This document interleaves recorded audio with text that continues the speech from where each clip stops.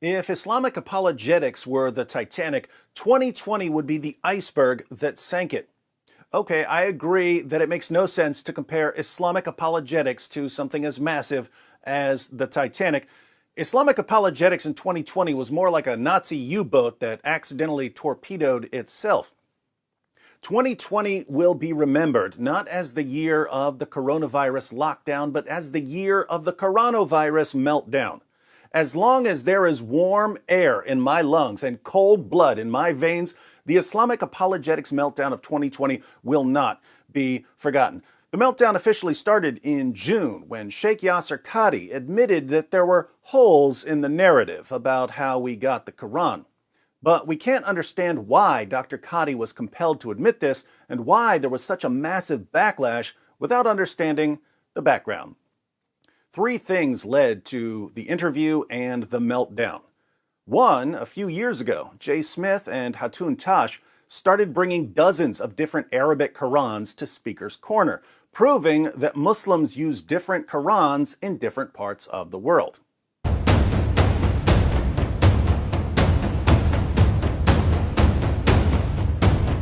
Ever since then, people have been showing Muslims differences in different versions of the Quran, differences which completely destroy the myth of perfect preservation. How many of you know about the Hafs, Wash and Duri Quran?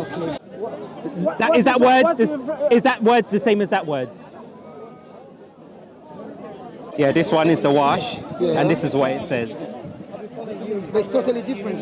It's totally different. Yeah. Thank you. Here we have Bushra, Nushra, as a good tied-in to disperse. Is that meaning the same? Number one, I'm not going to look at the English because the English is Yeah, read the Arabic. The Arabic says Bushra. Yeah. And this says Nushra. Two, Fareed of Fareed Responds, aka Fareed Leaks, leaked some of Yasser Qadhi's private emails in which Dr. Qadhi privately expressed some doubts about the preservation of the Quran. So it became public knowledge that even some Muslim scholars reject the standard narrative.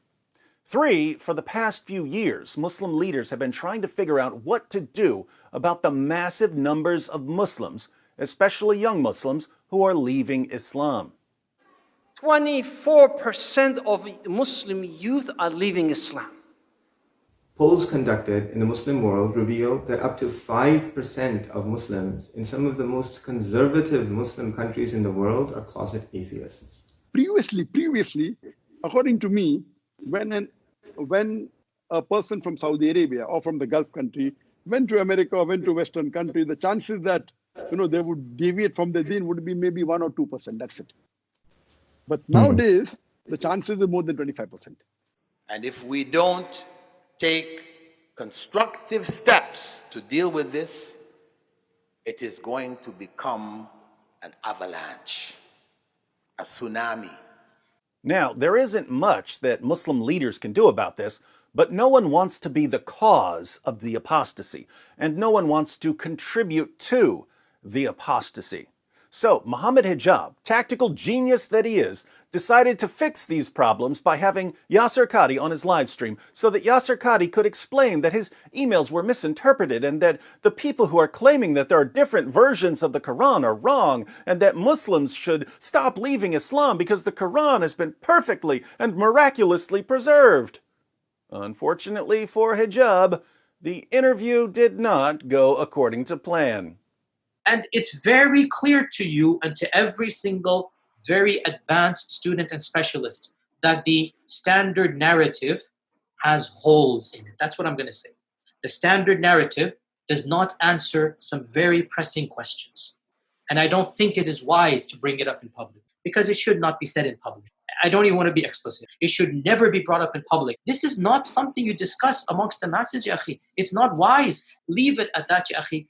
Muslims immediately started complaining that Dr. Qadhi was destroying their faith in the Quran, so Hijab decided to abrogate that part of the interview. Eventually, he abrogated the entire interview, just like Allah had to abrogate entire chapters of the Quran when Muslims forgot them. Dr. Qadhi, on his channel, had to abrogate the comments section because so many Muslims were complaining that he was increasing their doubts about the Quran. Soon, Dr. Qadi, like hijab, had to abrogate the interview. But the damage had been done. Christian apologists started using clips of the interview to show that Muslim scholars and apologists were lying to their listeners about the Quran. Ex-Muslims started using clips of the interview. Even Muslims who don't like Yasser Qadi started using the interview to attack him. And this has to be probably the most damaging podcast, I think, to date in regards to the Durat and the destruction it caused. He goes on to Muhammad Hijab's platform and starts giving the preservation of the Quran question. But it wasn't a complete disaster for Islam, because the holes in the narrative interview did lead to some epic remixes. That the standard narrative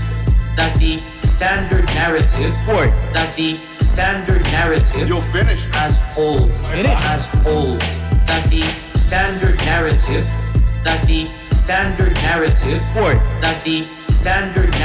You'll finish. has holes. It has holes. Instead of ignoring the interview or responding to it by providing some kind of evidence for the preservation of the Quran, Muslim apologists around the world decided to lose their minds. When Muslims told Muhammad Hijab that they were having doubts about the preservation of the Quran, Hijab replied by thumping his chest and screaming at them. But every cloud has a silver lining, and Hijab's tantrum gave us another epic remix. And there's weak Muslims in the West. Sending me emails and this, I'm losing my faith and I'm a heart and I'm losing, get the hell out, you are never a strong believer in the first place, you weakling. You're a weakling because you don't know your tradition. You're sitting there watching Netflix and you don't read the books of Islam. That's why you are where you are.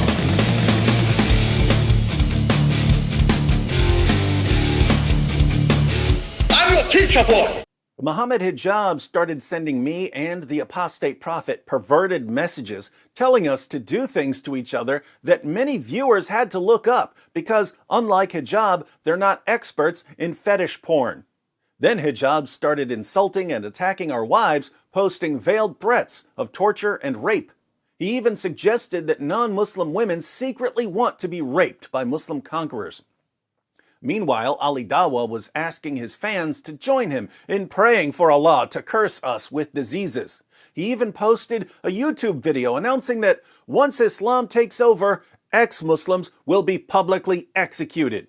There's a reason why there's a capital punishment, because people like you, little weaklings who leave their religion and cause corruption in the land by spreading it, the capital punishment in Islamic law would be applied to you. We have no doubt, and we're proud of that. You know what that led to. We're proud of that. We're proud of that. We're proud of that. It just backfired on you. We're proud of that. We're proud of that. We're proud of that. It just backfired on you. What are you watching? Minj, who runs the channel The Muslim Apologist and was supposed to be my nemesis for the foreseeable future, got arrested for child pornography. News channels in his country even ran stories about the police raid on his apartment. Pegawai turus di-11 jenayah seksual dan kanak-kanak, Jabatan Siasatan Jenayah, Ibu Pejabat Polis, Kontingen Selangor. The Dawagandists at Speaker's Corner, the former free speech capital of Great Britain, successfully transformed it into Sharia Corner, first by forming a big enough mob to convince police to silence Hatun Tash, and later by physically assaulting Hatun for criticizing Muhammad. If my father is Muhammad, have respect to the dog. The amazing part about the assault on Hatun was that the Muslim who hit her, who was shouting Allahu Akbar earlier, had been told by some of the other Muslims there that if there's some sort of physical altercation at Speaker's Corner, he should claim to be a Christian. So he did. And then tens of thousands of Muslims online fell for the taqiyya. The lie was eventually exposed by some Muslims who had a bit more integrity, but even today I get messages from Muslims telling me that the man who hit Hatun was a Christian, even though the Muslims who initially spread the lie have admitted that they were wrong. By the way, notice the parallel to the myth of perfect preservation here. Someone spreads a lie, but the lie becomes so popular in the Muslim community that people believe it even after it's been thoroughly debunked. Why are lies so popular in the religion of truth? But the meltdown wasn't over. Ijaz Ahmed, a disciple of Shabir Ali, started hurling racial slurs at his opponents and doxing them in an effort to get them killed. So you back piece of shit, go yourself. Do you understand? Okay. And your mother was a whore. Ibn Anwar, hold on. I think it was what?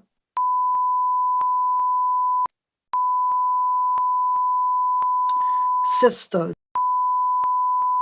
Oh wow, you're doxing me. Right. You will be found. It is public information, but it wasn't intended for you. Did you say you will be found? Did he literally say that you will be found?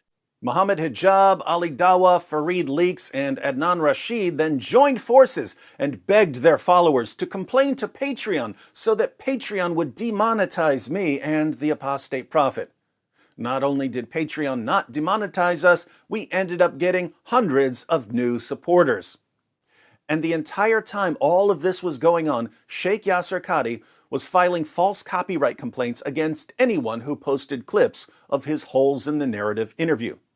Dr. Qadhi even tried to dox Islam Critiqued, but he had filed so many false copyright complaints he couldn't even keep the names straight, so he doxed the wrong guy. Finally, Dr. Qadhi announced that he was going to respond to us. I was actually looking forward to seeing how he would address my points. But he didn't address a single argument I've ever made. Instead, he called me names. I have rarely come across somebody who is more vulgar, vile, foul-mouthed, noxious, repugnant, depraved excuse of a preacher. He's a vulgar, obscene, evil jerk. I mean, honestly, there's nothing else to be said. Yes, the so-called scholar who kicked off the 2020 Islamic Apologetics meltdown tried to undo the damage he had done by lying, doxing, and name-calling. And to this day, he just can't figure out why so many people are leaving his religion. But he did teach everyone a new word. Ultra-crepidarian, ultra-crepidarian, ultra-crepidarian, ultra-crepidarian, ultra-crepidarian, ultra-crepidarian. Or David Wood, I have rarely come across somebody who is more vulgar, vile, foul-mouthed, vicious, repugnant, depraved excuse of a preacher. Well, that's a quick rewind of the Islamic Apologetics meltdown of 2020. Are things going to get any better for Islam in 2021? All I can tell you is that I'm expecting a lot of remixes this year. Where's Allah? Where is Allah? This is such a foolish question. Where's Allah? Where is Allah is an extremely important issue. Where's Allah? Where is Allah? This is such a foolish question. Where's Allah? Where is Allah is an extremely important issue.